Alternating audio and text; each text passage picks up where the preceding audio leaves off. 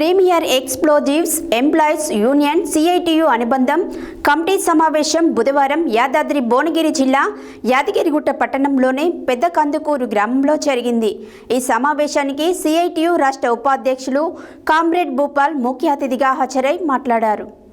Premier explosives employees union CITU అనుబంధం committee సమావేశం బుధవారం యాదాద్రి భువనగిరి జిల్లా యాదగిరిగుట్ట మండలంలోని పెద్ద కందుకూరు గ్రామంలో జరిగింది। ఈ సమావేశానికి సిఐటియు రాష్ట్ర ఉపాధ్యక్షులు కామ్రేడ్ భూపాల్ ముఖ్య అతిథిగా హాజరై మాట్లాడుతూ సిఐటియు కార్మిక హక్కుల పరిరక్షణ ధ్యేయంగా ఏర్పడిందని తెలిపారు।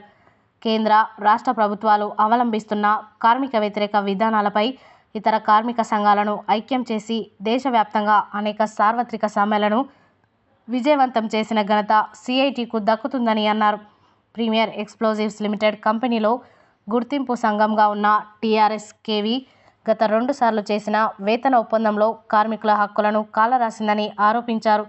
కార్మికులు గత అనేక సంవత్సరాలుగా పొందుతున్న సౌకర్యాలను వేతన ఒప్పందంలో యాజమాన్యానికి గుర్తింపు సంఘం తాకట్టు పెట్టిందని ధ్వజమెత్తారు। కార్మిక సంఘం గుర్తింపు ఎన్నికలలో కార్మికులు సిఐటియును గెలిపిస్తే టీఆర్ఎస్ కేవీ యాజమాన్యానికి తాకట్టు పెట్టిన హక్కులను తిరిగి సాధించేందుకు కృషి చేస్తామని హామీ ఇచ్చారు।